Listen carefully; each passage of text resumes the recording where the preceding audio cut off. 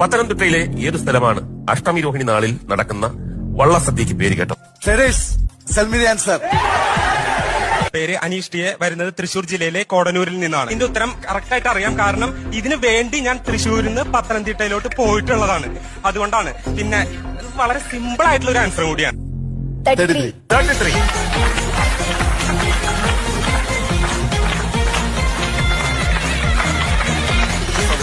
Thank you madam. പേര് അനീഷ് എന്നാണ്. അനീഷ് തൃശ്ശൂരിൽ നിന്ന് വരുന്നു. ഇനി നീ ആനയുടെ കാര്യം ഇനി പറയരുത്. ഇല്ല ഒരിക്കലില്ല. ഇത് അത്ര വലിയ ടഫായിട്ടുള്ള ഒരു ചോദ്യമല്ല. അതുകൊണ്ട് തന്നെ എനിക്ക് ഇതിന്റെ ഉത്തരം പറഞ്ഞു തരാനായിട്ട് സാധിക്കും. വിളിച്ചാൽ പറഞ്ഞുതരാം. എല്ലാം വ്യക്തമായിട്ട് പറഞ്ഞിരിക്കുകയാണ്. അതെ. 34 വേണോ 7 വേണോ? 7. ഉത്തരം ശരിയാണ്.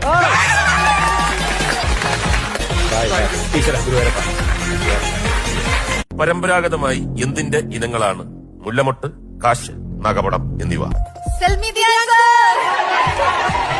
പേര് അനീഷ് എന്നാണ്. വരുന്നത് തൃശൂർ ജില്ലയിലെ കോടന്നൂരിൽ നിന്നാണ്. ഇതിന്റെ ഉത്തരം വളരെ വ്യക്തമായിട്ട് അറിയാം, കാരണം എന്റെ ചേച്ചി